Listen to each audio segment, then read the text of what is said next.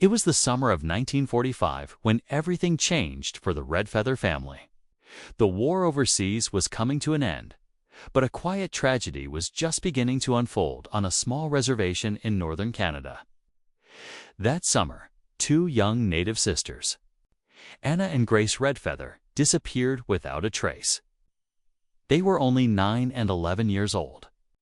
One moment they were playing near the edge of the woods behind their family's home, and the next they were simply gone. No goodbye, no witnesses, no clues, just silence. And heartbreak, their disappearance shook the community to its core. Friends, neighbors, and family members searched for days, then weeks, combing through forests, rivers, and nearby towns. Flyers were printed, stories were shared, prayers were said, but no answers came. The local authorities claimed they were doing all they could. But many in the community felt their voices weren't being heard. It was a time when Indigenous families were often overlooked, and missing Native children didn't make headlines. To the outside world, Anna and Grace were just two more names on a growing list of missing children. But to their family, they were everything. Their younger brother, Thomas, was only 7 at the time, too young to understand what was really happening, but old enough to feel the weight of their absence. He remembered the way Anna would braid Grace's hair before school, and how they'd sing songs together while helping their mother make dinner. He remembered the sound of their laughter and how quiet the house became after they were gone. The silence never truly lifted as the years passed. The mystery of what happened to Anna and Grace became a haunting wound for the Redfeather family. Their parents never stopped hoping, never stopped searching. But time went on. People moved. Stories faded, and eventually the case went cold. The files were boxed up, and the sisters became a memory, painful, unanswered chapter in the history of the community. Thomas grew up with that ache in his heart. He became a man, then a father, and later a grandfather. But he never stopped thinking about his sisters. Not once. Over the years, he kept a small box of their belongings and old photograph, a ribbon and a beaded bracelet Grace had made him. He kept that box close, tucked away in a drawer, as if holding onto it would somehow bring them back. Then, nearly 40 years after their disappearance, something unbelievable happened. In 1985, Thomas received a phone call that would change everything. A construction crew had been clearing land near the old grounds of a former residential school just a few miles from the reservation. They had uncovered a hidden cellar beneath one of the crumbling buildings. Inside were artifacts, small items, old belongings, pieces of clothing. Some of it dated back decades. The discovery was quiet, not made public at first. But word spread quickly among the locals. What Thomas found next sent chills down his spine. He drove out to the site, guided by a familiar feeling deep in his chest. As he sifted through the debris and broken memories, he came across something he hadn't seen in over 40 years: a beaded bracelet. The same one his sister had made for him. The same colors, the same design.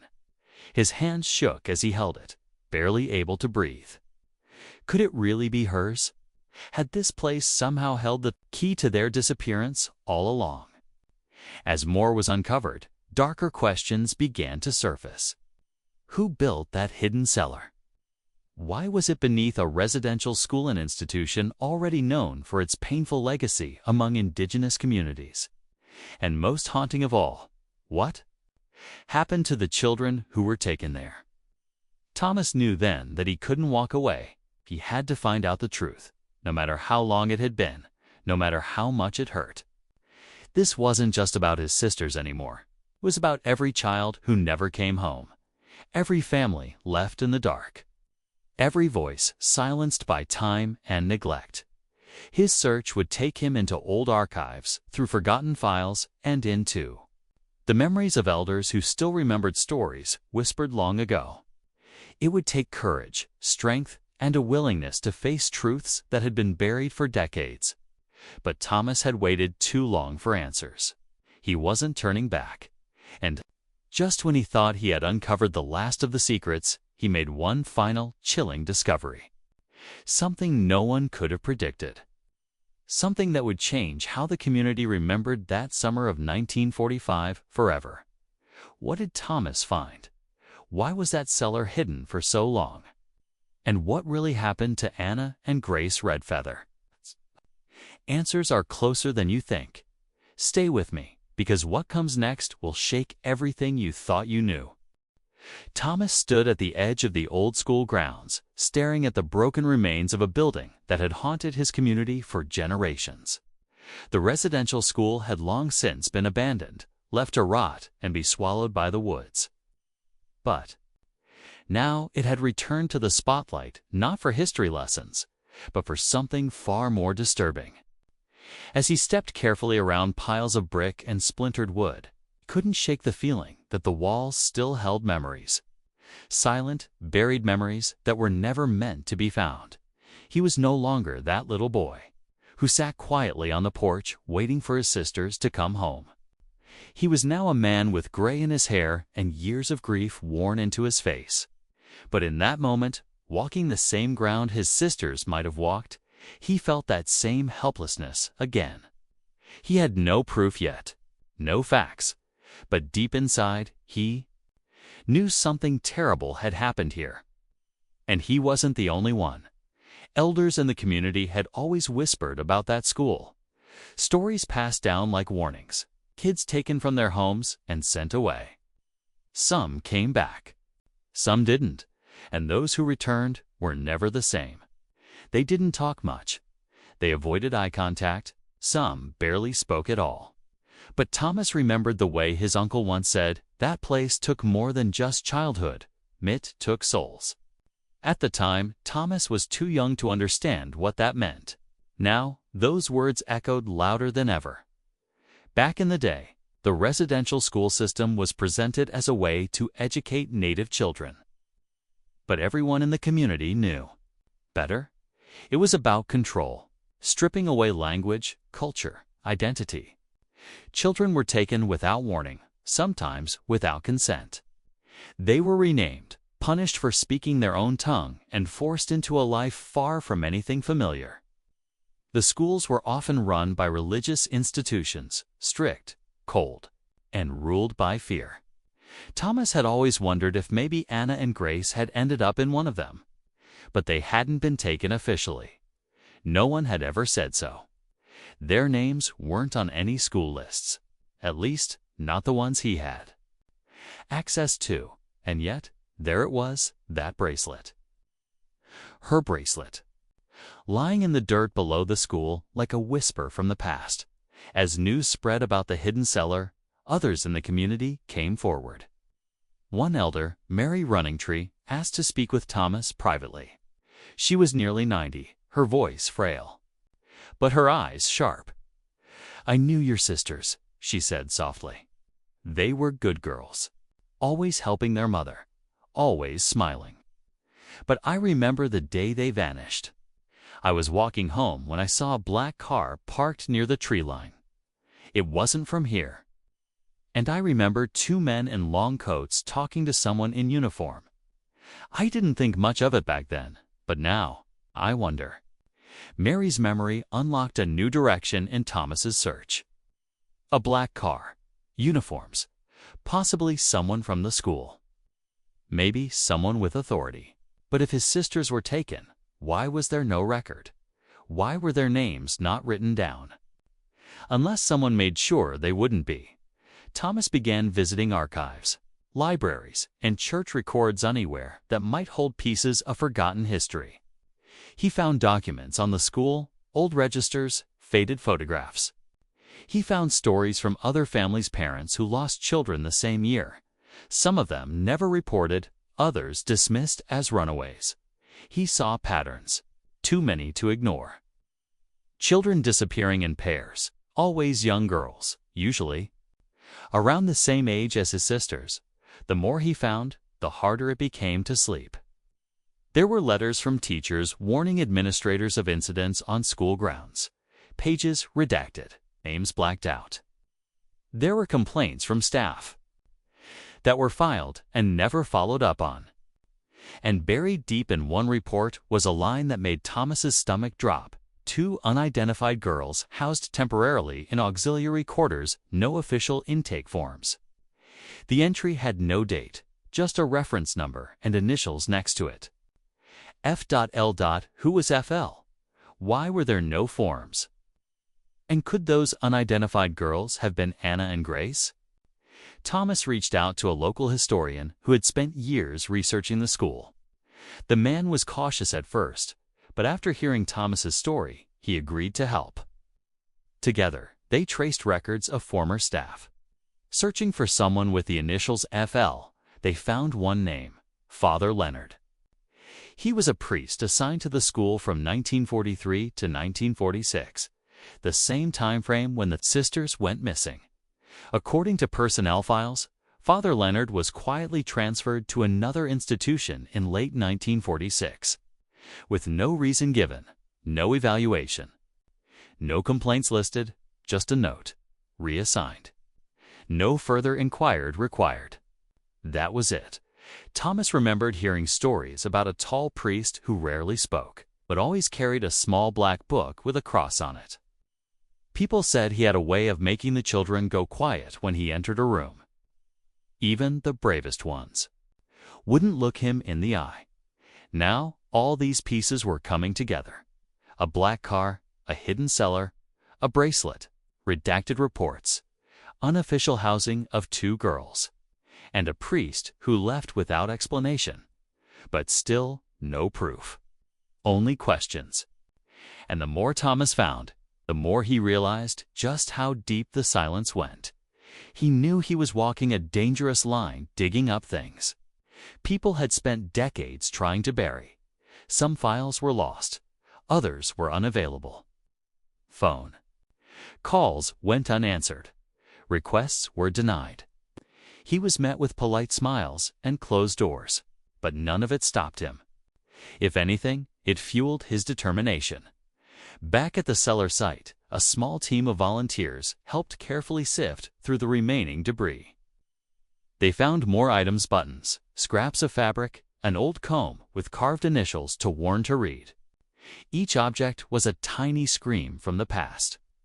Every piece felt like a clue, a cry for truth. Then one day, as the sun dipped low and shadows stretched across the field, a worker found something that froze everyone in place. Beneath a rotted floorboard, covered in dust and time, was a small journal. The cover cracked, the pages fragile. But inside were words, names, dates, observations, written in tight, sharp handwriting. And near the middle 2 lines that would send chills through Thomas's soul. He didn't read them aloud. Not yet. He just stared, heart pounding, the past, pressing in around him like fog. Because in that moment, Thomas knew he was finally close.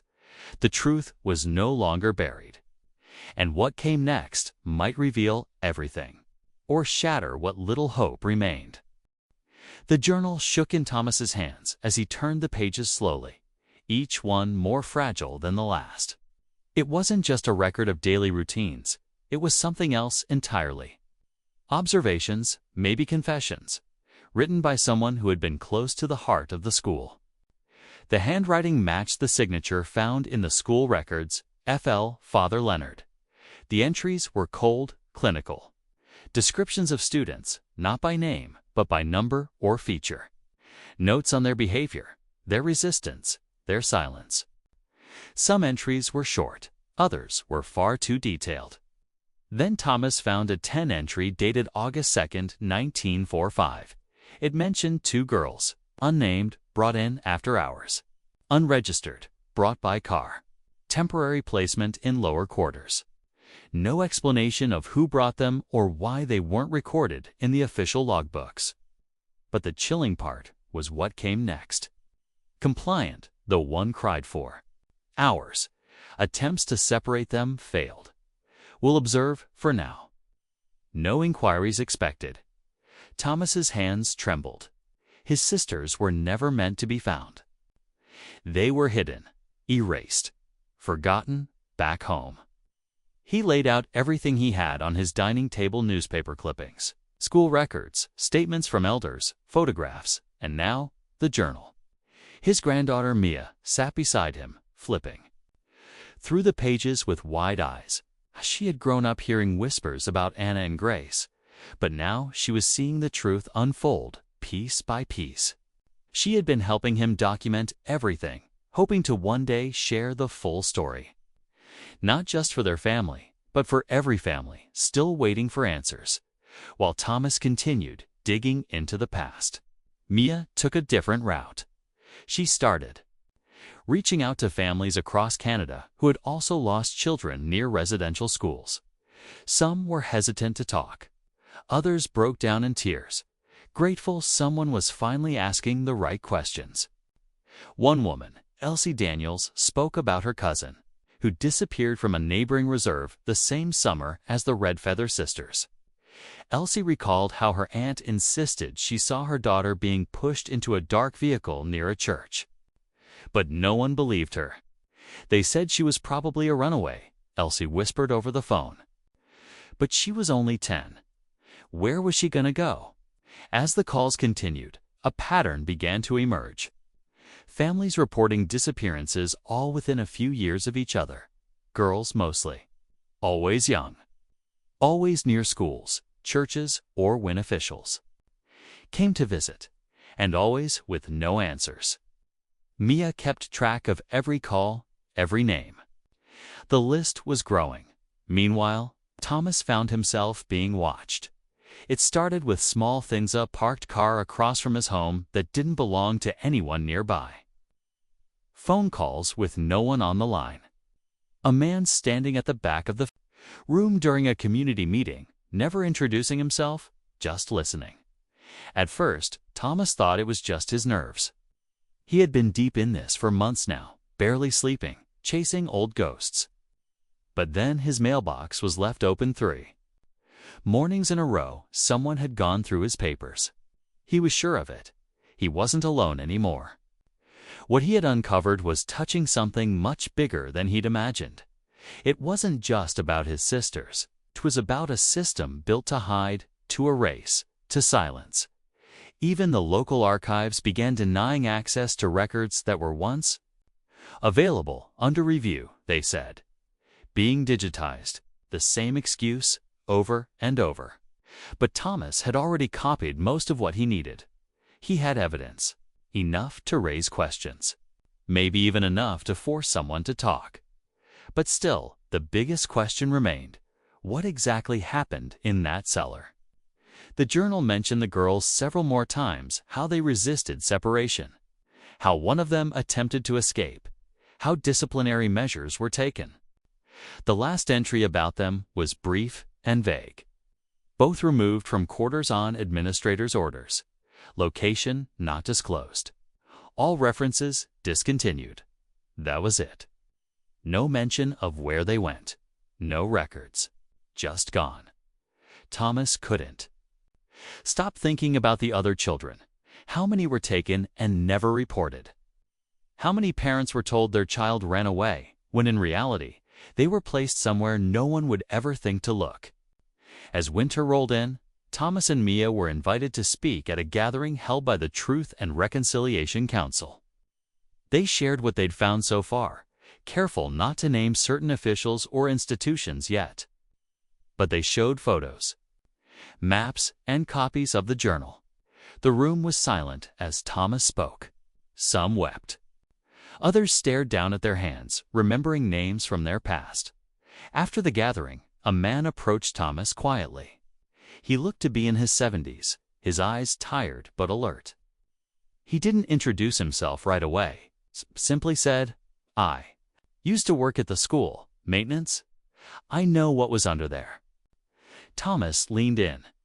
"They told us not to go down there," the man continued. "Only certain people had keys. The rest of us were warned. But one day, I snuck down.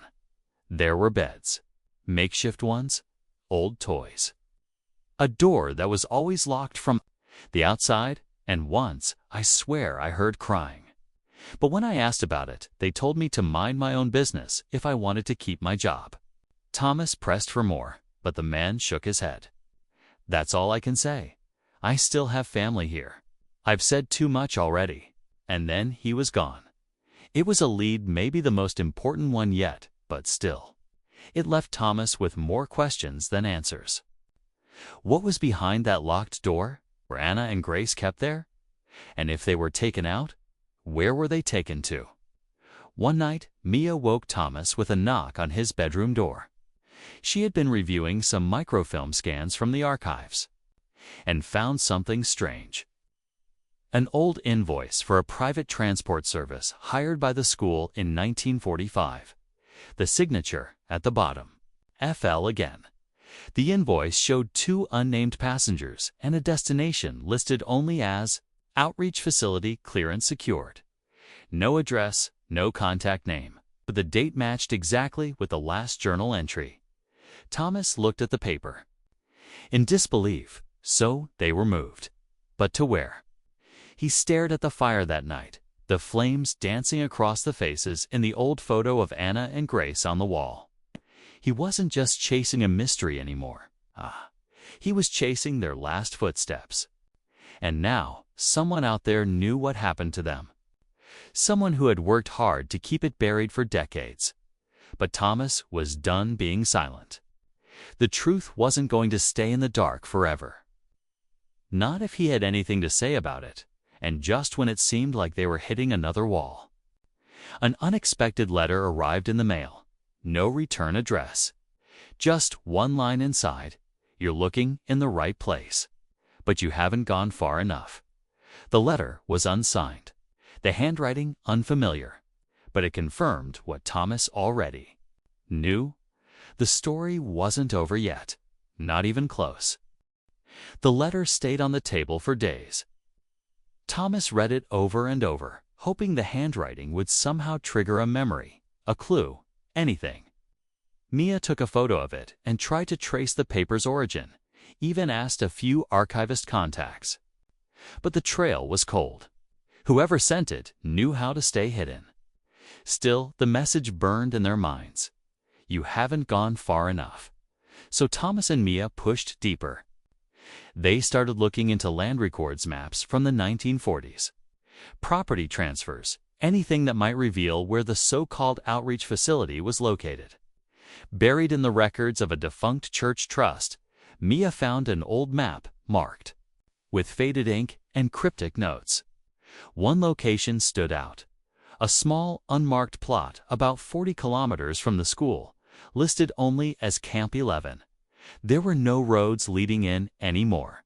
It didn't appear on modern maps. But the date of acquisition was July 1945, and it had been cleared for temporary use by the same trust associated with the residential school. It was enough to go on. They packed a bag, brought the camera, extra flashlights, and Mia's drone, just in case. The area was deep in the woods, dense, quiet, untouched.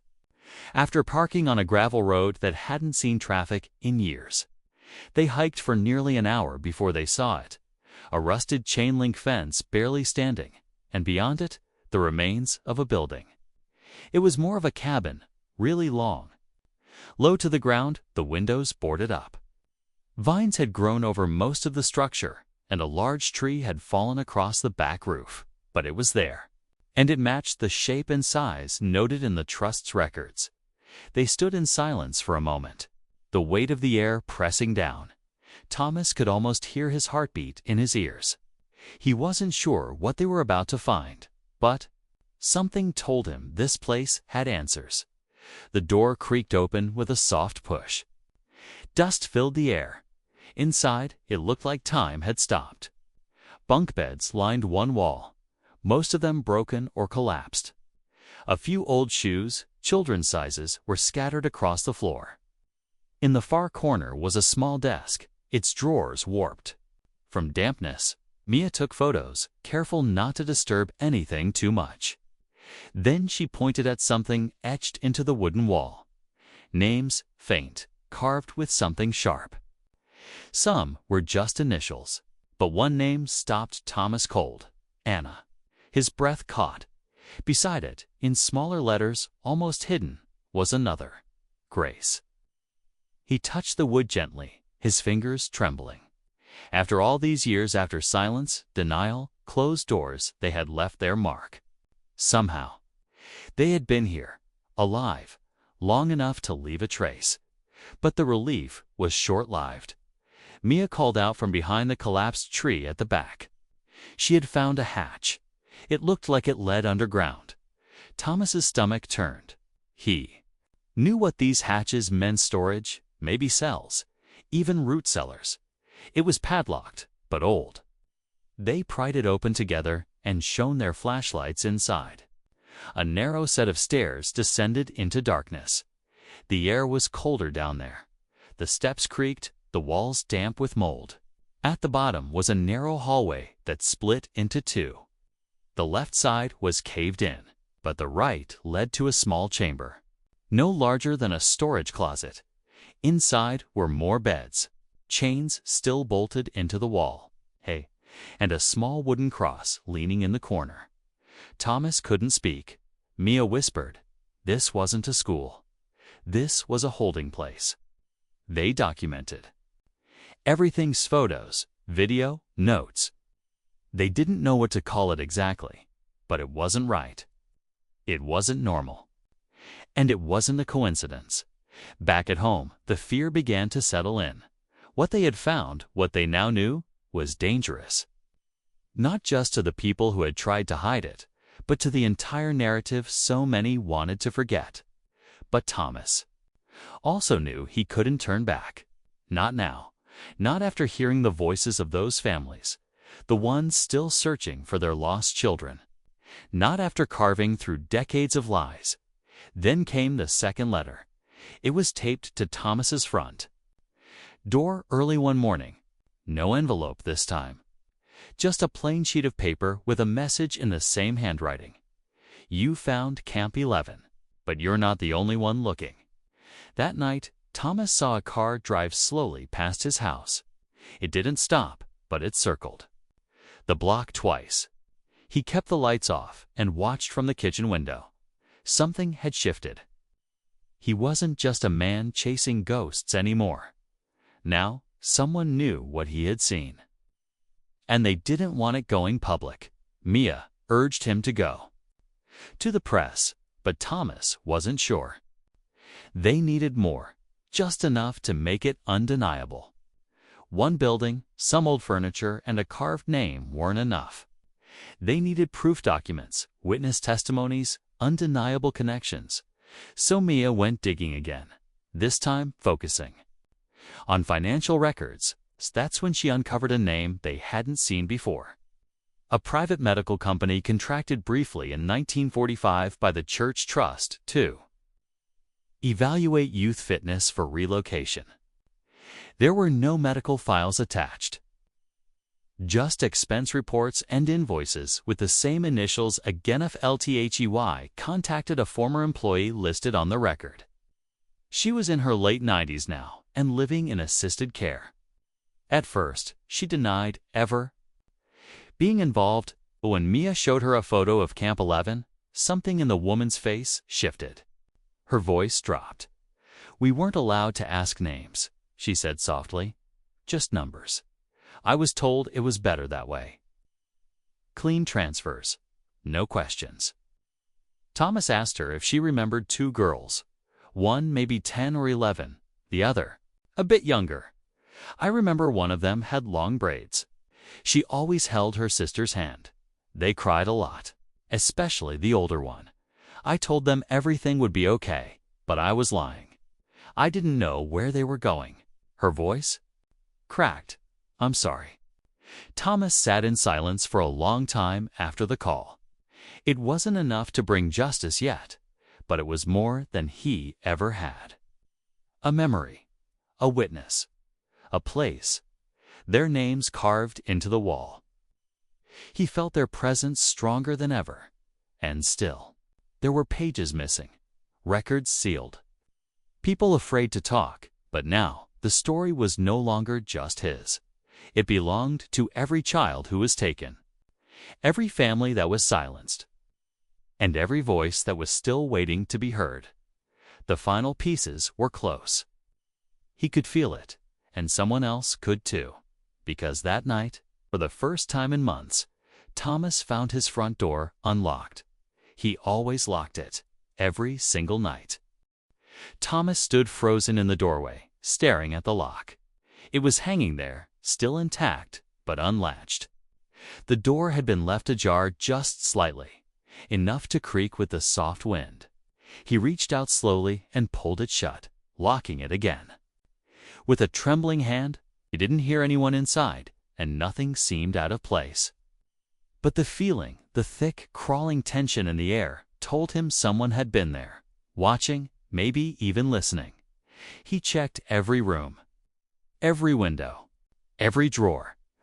Nothing missing, nothing added. Yet something felt wrong. On the table, where the journal used to be, sat a photograph he'd never seen before. It was old, creased, and in black and white. It showed a group of children standing outside a building camp. 11. Some were smiling, most were not. And right there, at the edge of the group, were two little girls holding hands, Anna and Grace. Their faces young but unmistakable.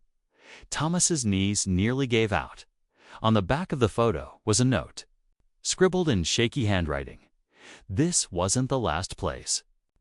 Mia arrived 20 minutes later, out of breath and wide-eyed. She'd seen the photo, and her face went pale. Who put this here? And why now? They both knew what it meant. There was another location, another stop after Camp 11. Somewhere. Anna and Grace were taken next, and this time, someone wanted them to know. Thomas and Mia went back to the financial records, scanning for any more unexplained transactions. There it was, one last payment, dated late August 1945, just weeks after the girls were recorded at Camp 11. It was vague, transport and intake, Northern Initiative Project. There was no name, no address, just a 3-letter abbreviation. Next to it, DS Armia ran it through everything: government databases, charity registries, even wartime logistics. Finally, she found it buried in an old national defense file from 1944. DSR stood for Departmental Satellite Residence, a remote network of facilities used during wartime for displaced civilians, and Desplicity for unsanctioned containment. It wasn't just a church or school matter anymore. This had government connections. The stakes were suddenly much higher. If Anna and Grace had been taken from Camp 11 to a DSR site, it meant there had been coordination far beyond what anyone had publicly admitted. It wasn't just cover-ups by religious institutions, it was something broader, systemic and orchestrated erasure, and someone was still protecting that system. They narrowed the location down to one site in northern Noba DSR-4. It was decommissioned in the 1950s and supposedly demolished, but aerial photos from a recent wildfire report showed that the structure was still partially standing, hidden under thick trees. Thomas knew what they had to do. The journey there wasn't easy. The road ended hours before the forest began. With the help of Mia's drone and an old topographic map, they found a way in. The building wasn't large, but it looked like it had been built to last: concrete walls, no windows, and a single metal door at the front, now rusted shut. They managed to wedge it open with a crowbar and stepped inside. The air was stale and heavy. The walls were lined with faded murals, childlike drawings in dull paint.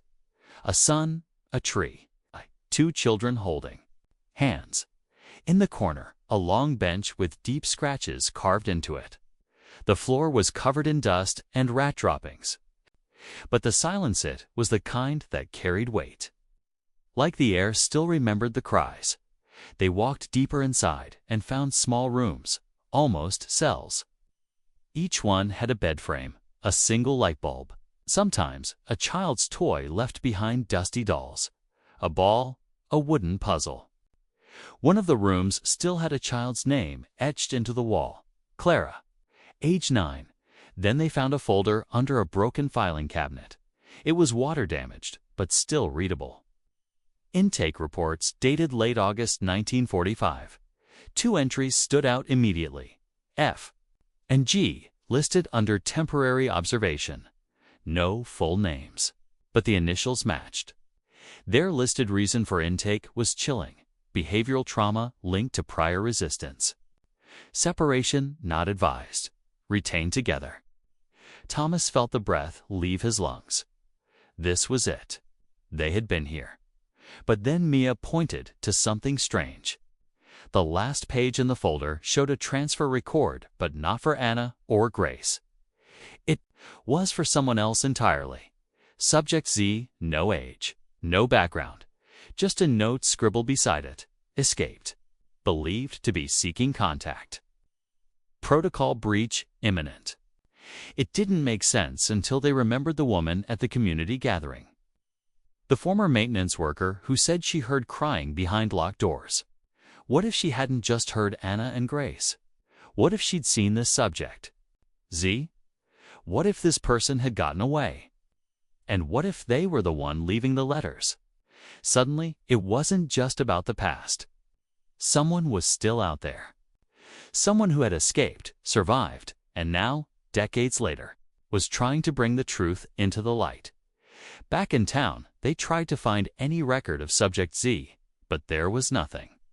No birth certificate, no school registration, no trace in census data. It was like they had been erased, same as Anna and Grace. But unlike the others, Subject Z had made it through. The third letter arrived the next day. This time it came through the post. In a weathered envelope with no return address. Inside was a single Polaroid photo, much newer than the last. It showed a room full of boxes, stacked floor to ceiling. On the back, a single line. Everything they hid is still here. But not for long. No signature.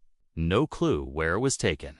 Mia studied the background peeling paint, a fluorescent light, a corner of what looked like a government seal. She enhanced the image and froze.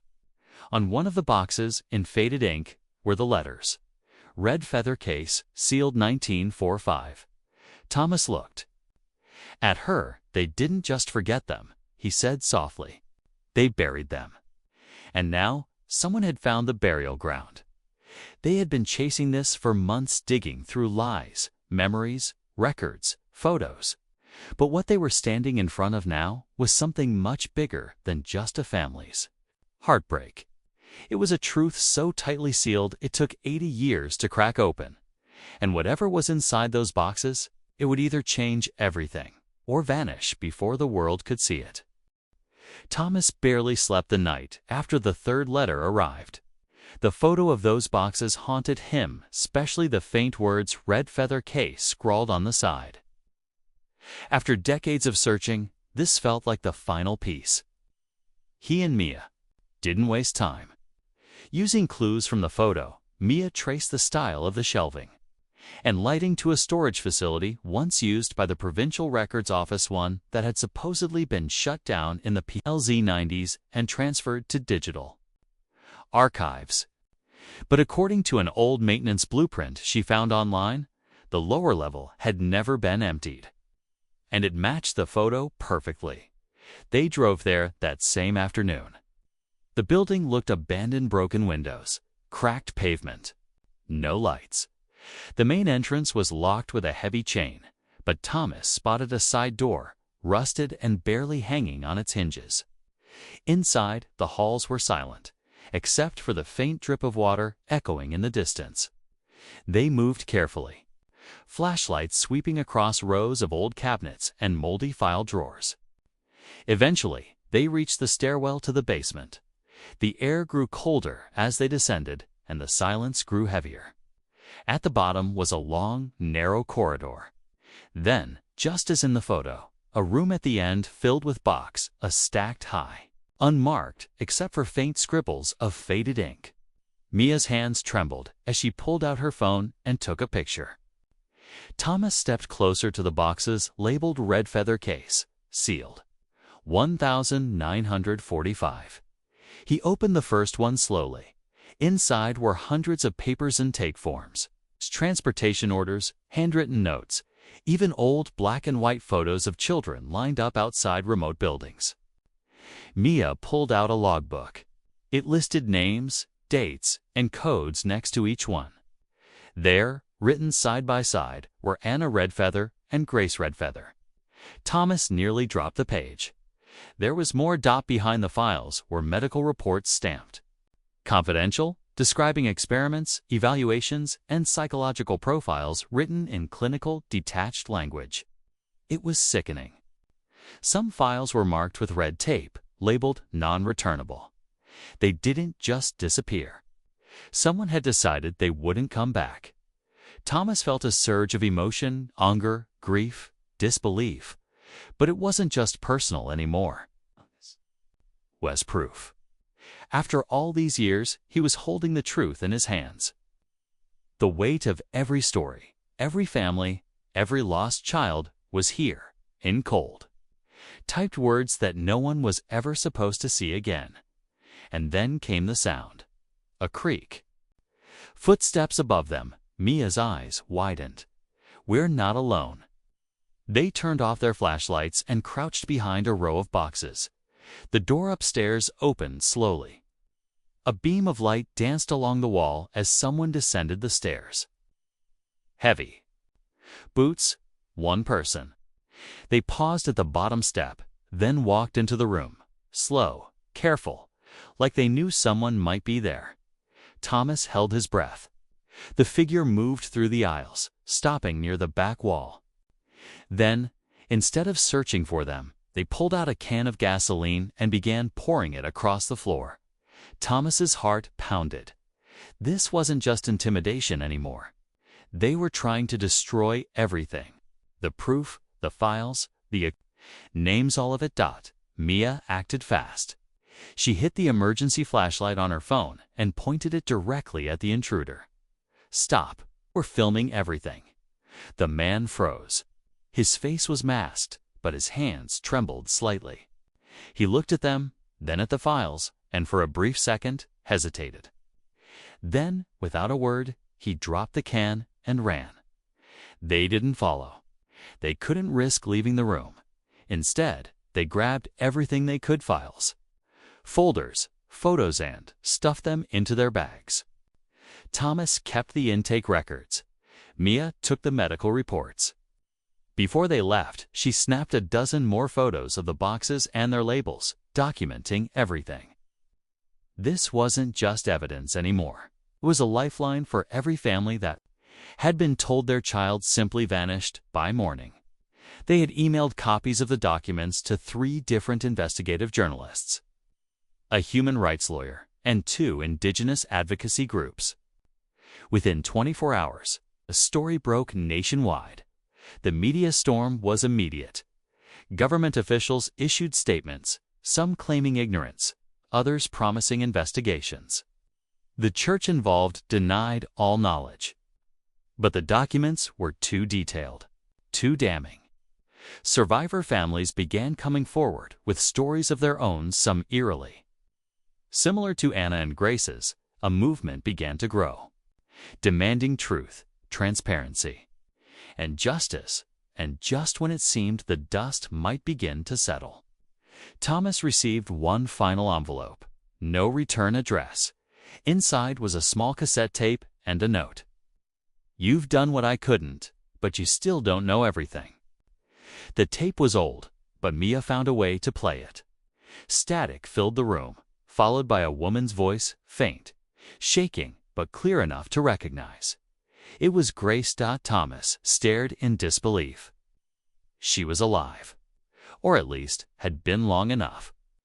To leave this recording, on the tape, she spoke about escape, about hiding, about someone helping her and Anna get out after Subject Z caused a disruption at the facility. But only one of them made it. Anna didn't survive. Her voice broke as she said the words, "I tried to go back for her. I really did." Thomas sat in silence. His heart ached with both sorrow and relief. He had answers. Maybe not the ending he wanted, but the truth. And after 40 years of silence, Grace had finally spoken. The tape ended with one last line: "Don't let them bury her again." That night, Thomas stood by the lake near his childhood home, holding a candle. Mia stood beside him. Across the country, dozens of others held their own vigils. Names were read aloud. Photos shared. And for the first time in decades, the story of Anna and Grace wasn't hidden in shadows, but the twist that lingered, the one that stayed with Thomas long after, wasn't just the truth about his sisters. It was that the person who saved Grace, the mysterious subject Z, they were never found. Some say they still move through small towns, quietly slipping letters into mailboxes, ensuring the truth isn't lost again. And Thomas, he still checks his door every morning, not out of fear anymore, but hope. The discovery of Grace's voice on the cassette tape changed everything. It gave Thomas not only confirmation that she had survived, but also something deeper: her truth, in her own words.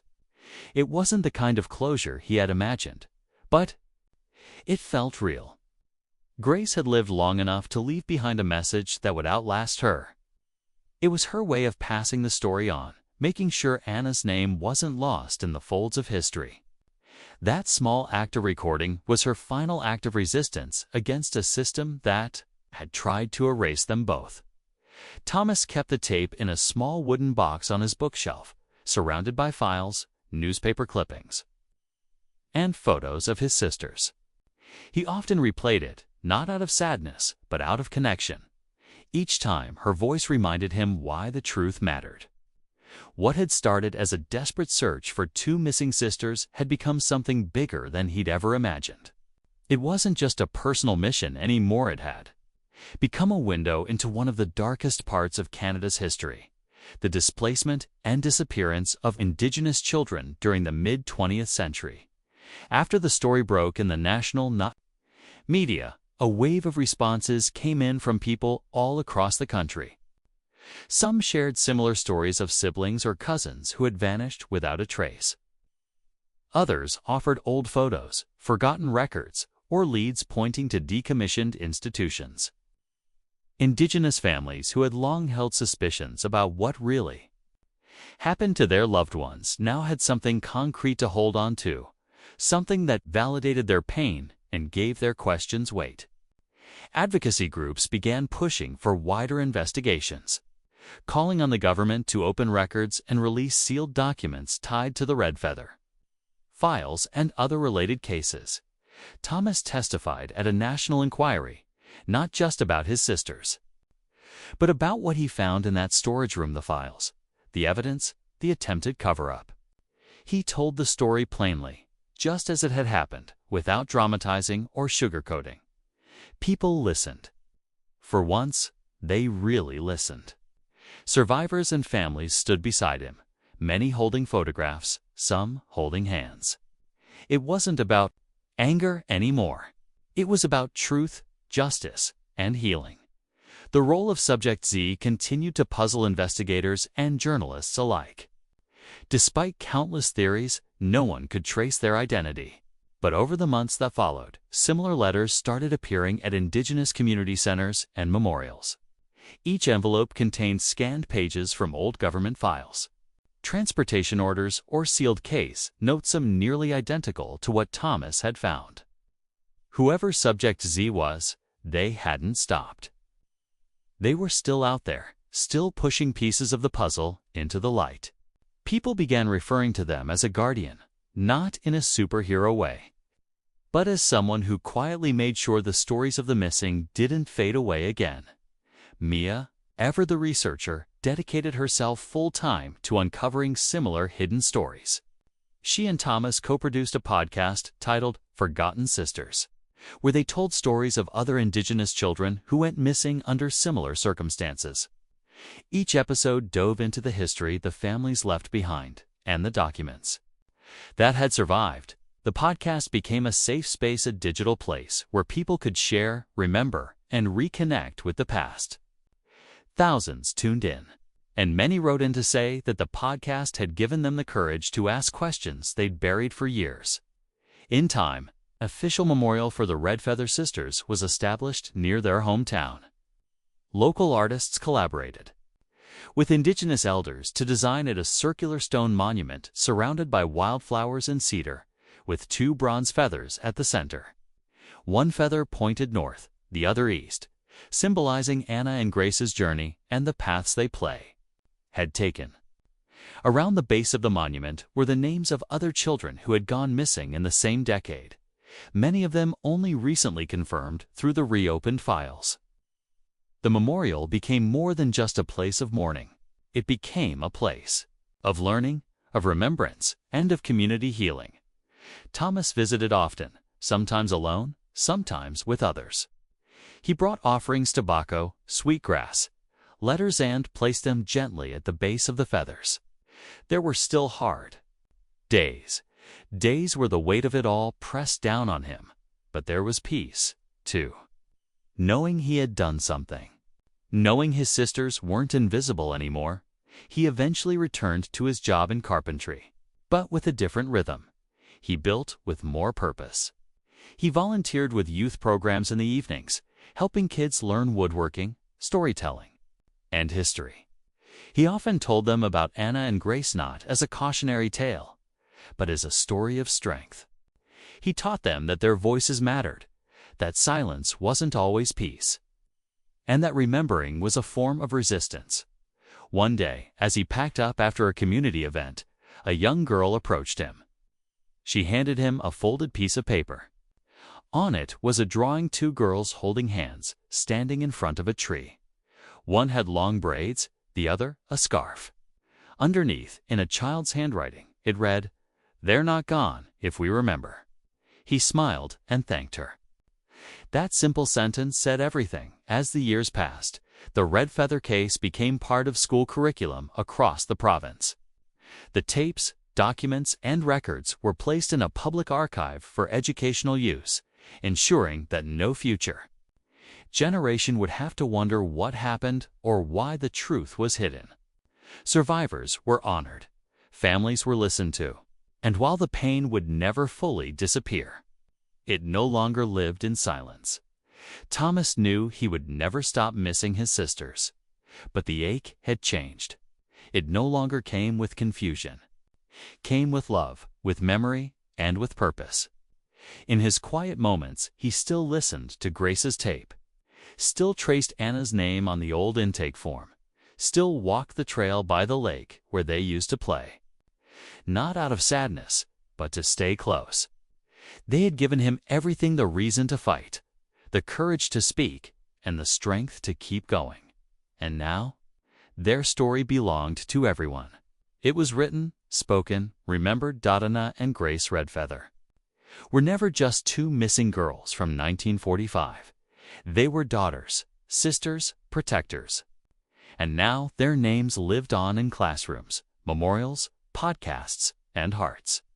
The past couldn't be changed, but the future could be shaped by truth, by remembrance, and by those who refused to let the forgotten stay buried.